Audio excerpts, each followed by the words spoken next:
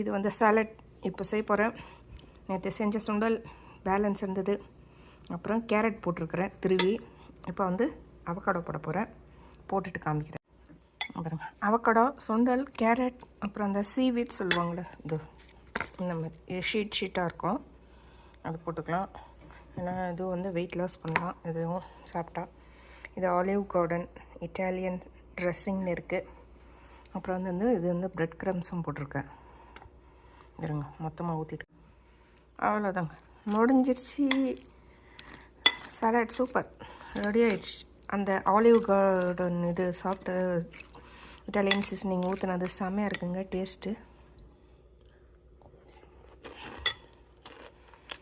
செம்ம டேஸ்ட்டு. நீங்களும் வாரத்தில் ஒரு நாள் இந்த மாதிரி சாலட் சாப்பிடுங்க. முடிஞ்சால் எப்போ டைம் கிடைக்குதோ அப்போ சாப்பிடுங்க. அவக்காடோ நிறைய சாப்பிடுங்க. அவக்காடோ நம்ம ஊரில் கிடைக்காது, இதனால் இங்கே கிடைக்கும், கனடாவில் கிடைக்கிறவங்க சாப்பிடுங்க. அதாவது நம்மளோட ஸ்கின் வந்து நல்லா க்ளோவாகவும் மினுமினுன்னு இருக்கும்.